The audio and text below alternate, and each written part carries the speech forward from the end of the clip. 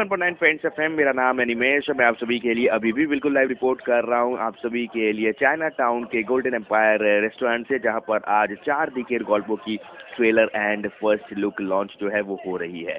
और इस वक्त हमारे साथ none other than very talented actor Anindya Banerjee, जिनके साथ हमारी बातें होने वाली है। অনিন্দ্যদা, কেমন লাগছে? কিছুক্ষণ আগে ট্রেলার লঞ্চ হয়ে গেছে, হাউ ইউ ফিলিং? এই রোলটা তো এই সিনেমায় তোমার রোলটা নিয়ে যদি একটু বলো। সাথে আমি অন্যভাবে জড়িয়ে রয়েছি, বেসিক্যালি ওকে প্রলোভিত করা আর কি, এরকম একটা ছবি মানে ছবি করবার জন্য, যেহেতু প্রণবেশ আমার খুব কাছের একজন বন্ধু এবং দীর্ঘদিন ধরে অ্যাড ফিল্ম তৈরি করছে, এবং অ্যাড ফিল্ম তৈরি করাটা আমরা জানি যে একটু প্রেসিশনের একটা কাজ আছে আর কি।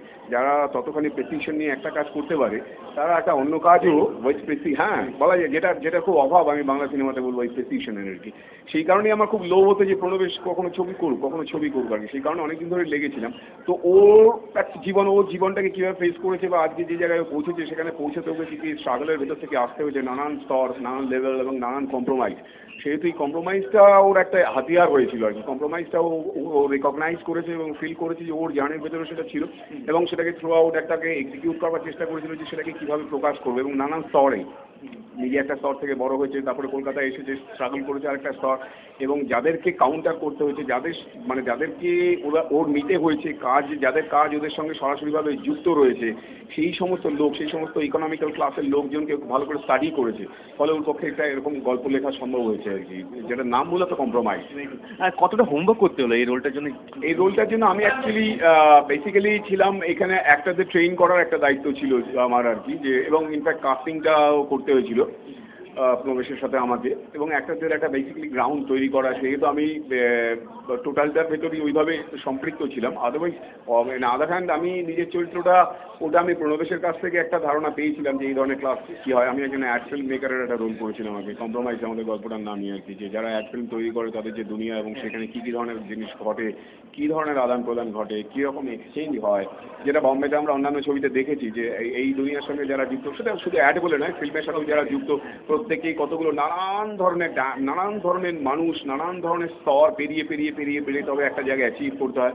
সেইখানে যারা এক্সিস্ট করতে পারে, সেটাকে যারা হ্যান্ডেল করতে পারে, তারা পরবর্তীকালে তাদের আমরা দেখি। আদারওয়াইজ অনেক লোক আসে যারা হারিয়ে যায় আর কি। তো অ্যাড ওয়ার্ল্ডও সেরকম একটা ওয়ার্ল্ড যেখানে খুব ক্রিটিক্যাল, খুব একদম একটা রিয়েলি একটা কঠিন একটা জায়গা আর কি, নিজেকে এস্টাবলিশ করা, নিজেকে ধরে রাখা, এবং অ্যাট দ্য সেম টাইম নিজের কাজ পেতে থাকা, এই স্তরগুলো ছিল, সেগুলো আমি ওর সাথে শেয়ার করেছিলাম। এবং খানিকটা নিজেও যেহেতু ফিল্মের সাথে যুক্ত, টেলিভিশন থিয়েটারের সাথে যুক্ত, তো দেখেছি কোথাও একটা কমননেস আছে যে সার্ভাইভ করবার জন্য যেটা বা এক্সিস্ট করবার জন্য যেটা আমাদের করতে হয়।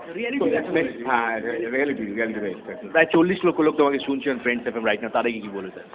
আমি বলবো আপনারা এই ছবিটা দেখুন। বাংলা ছবি তো বাংলা দর্শকরা দেখেন বলেই নয়, বাংলা ছবির আজকে একটা পরিধি যেটা বাংলার বাইরেও বৃদ্ধি পাচ্ছে, ইনফ্যাক্ট সেটা সারা পৃথিবী জুড়ে। তো আমি আশা করবো যে এই ধরনের কাজ যত হবে একটু অন্য ধরনের, খুব হয়তো মেইন স্ট্রিম নয়, অনেক পয়সার ইনভলভমেন্ট নেই, অনেক চাকচিক্য নেই, কিন্তু তার বাইরেও যেমন পৃথিবীতে আজকে ইরানেও যেভাবে ছবি হচ্ছে, অল্প বাজেট, লো বাজেট ফিল্ম, হচ্ছে absolutely R low budget film.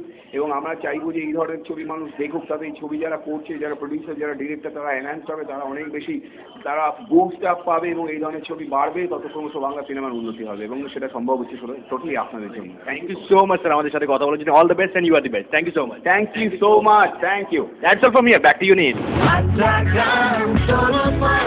Friends and 91.9.